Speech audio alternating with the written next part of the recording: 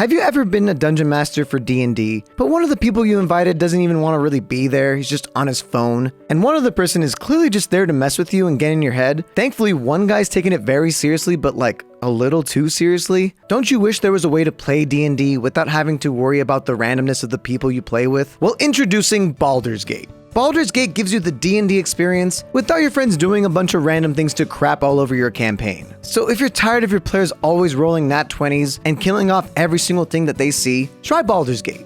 It's just like Dungeons and Dragons, but with less thinking.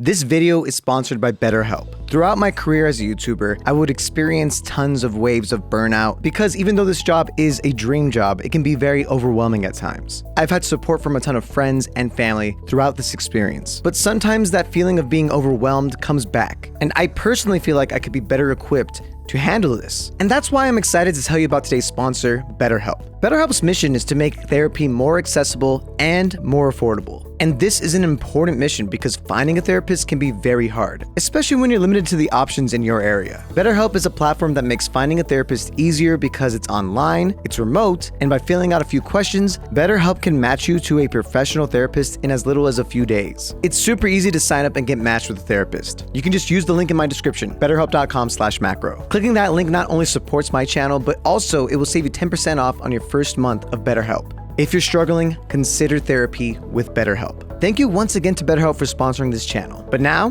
back to the video.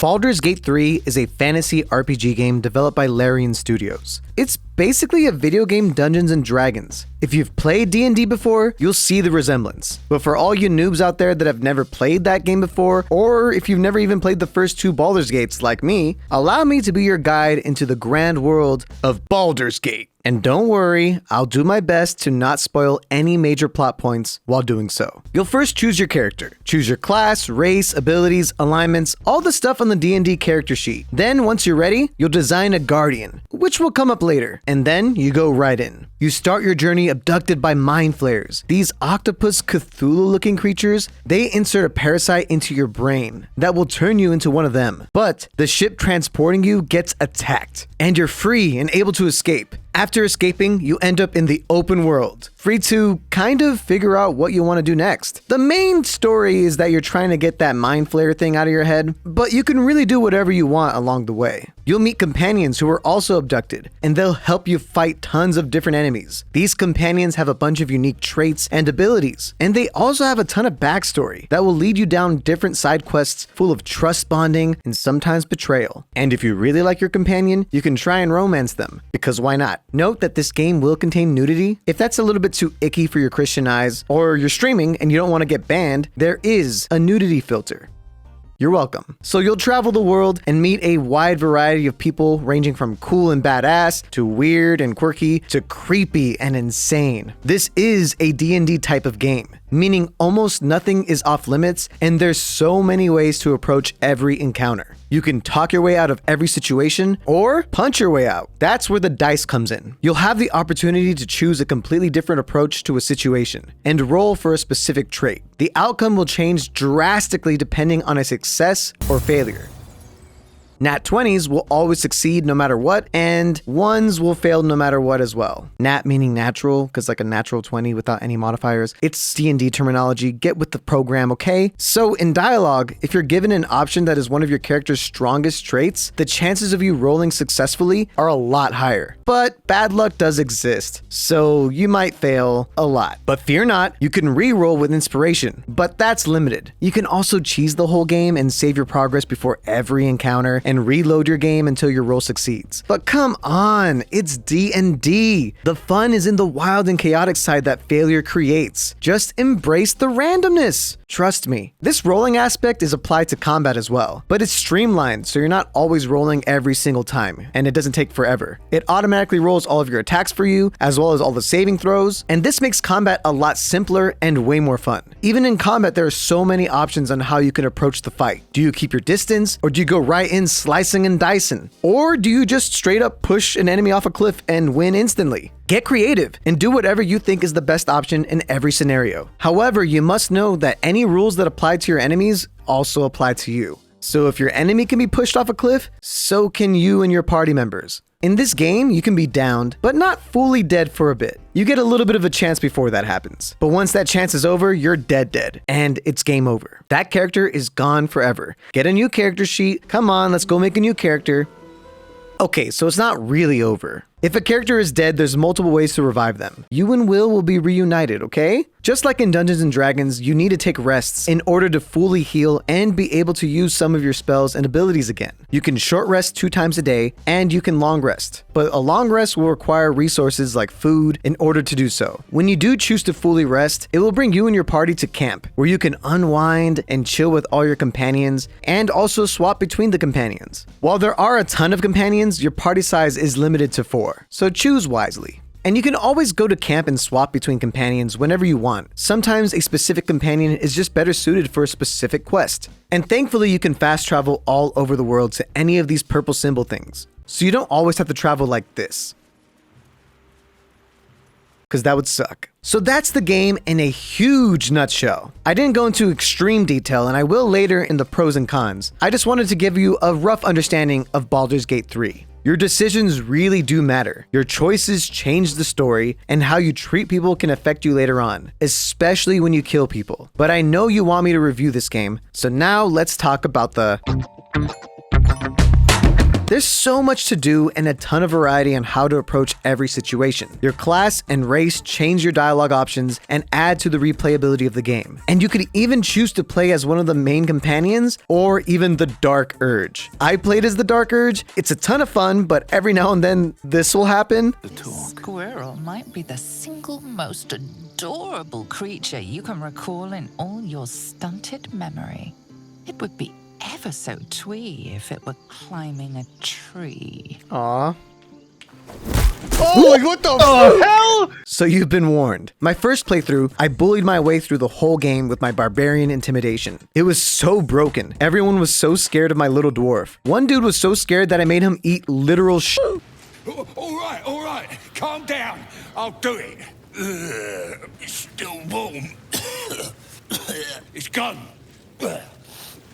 Are we done? But then you can do a playthrough as a warlock or a bard and focus more on using your intellect or persuasiveness, and you can completely avoid almost all conflicts. My friend I was playing with, Parashock, was playing as a paladin, and I may have accidentally made him break his oath, but when that happens, you'll meet the Oathbreaker Knight, who's so damn cool, and some paladin players who never break their oath, they wouldn't even know he exists. The point I'm trying to make is that this game's replayability is tremendous. You'll want to make another character ASAP, especially after you get a hang of things. I would recommend that you start your playthrough on the Explorer difficulty, and after you get your feet wet, you can switch difficulties, as it may be harder than you think, and you're always allowed to switch difficulties throughout the game. The character customization is also very fun. There's tons of variety in how you can look and how your character will play. Then you pair that with countless amounts of unique and rare armors, weapons, and spells, and the variety really does seem endless. The NPCs are also voice acted very well, and with so much variety in NPCs, the encounters always feel like a treat. You can meet a goblin who cares about his fashion. You can convince a chicken to fight back. You can befriend spiders. You can make fans. You can meet annoying children. You can talk to a bird or even a brain. And that's just the things that you can talk to, because there are even more things that you will fight in combat with different fighting styles. On top of all this, what makes this game really enjoyable is that you can play it co-op. But if you do, for every teammate that joins you, you'll have one less spot for a companion. And if your friend leaves, you're stuck with their character. But what's cool is that you can fully control them even when your friend is gone. And then they can join back whenever and resume playing their character like nothing's ever changed. So the co-op experience is very different, but still an enjoyable experience nonetheless. And one of the funnier parts is that you can actually have a private conversation, which means that your teammates can't listen in. Sometimes you just want to have an intimate talk with your companion without your friend in your ear making fun of you for being cheesy. with the amount of variety, it can feel a bit overwhelming. So I recommend playing a simpler character like a barbarian or warrior class on your first playthrough, and then going wizard or paladin later, as they have way more skills and abilities that require tons of reading and optimizing. It's a lot. The movement in this game is very clunky, especially with your companions. These dudes will constantly get stuck or just won't move, and then they'll run right through damaging areas when you could just go around. Oh, why are you guys like this? Sometimes your own character won't go where you want to go. It's just very frustrating. There's some glitches here and there that can break the immersion at times, but thankfully I didn't run into any of the game-breaking ones. And if you do, you can always load back in. But you have to remember to autosave. Trust me, do not forget to save. Some options can lead to a complete game over, and if you didn't save recently, you have to go back to your most recent load file and then just do everything all over again. It just feels like a huge waste of time redoing everything. I just wish it always autosaved before every encounter that could lead to instant death. Also, the system for swapping between companions is very annoying.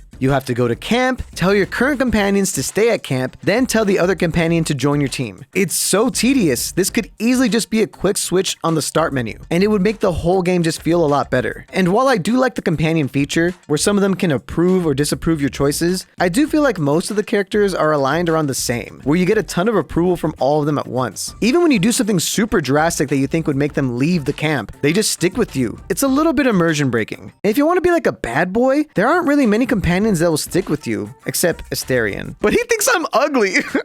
I also find the inventory management to be a bit dated. I end up just taking everything and selling what I don't need, but sometimes I'm over encumbered, so I have to send stuff to camp and then go there and pick up stuff to then sell. It's just like 10 extra steps. Like, I get that there's some realism with like the fall damage and consequences, but let there be a bank system at least. Have it be near vendors. Just make our life slightly easier, please. I just want to kill some goblins and smile like a weirdo with less steps, please.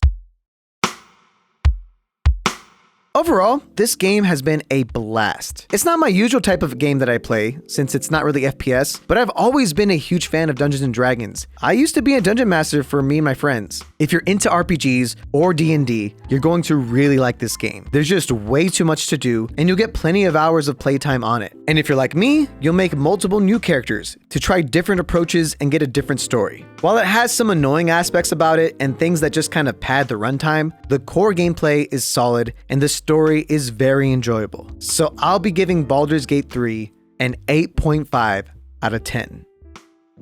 But what do you think? Have you played Baldur's Gate? If so, what would you rate it? Also, let me know what character you made and how different your story is on your playthrough. Let me know in the comments down below. Okay guys, I'm gonna make another character, so I'll catch you later. Ya noob.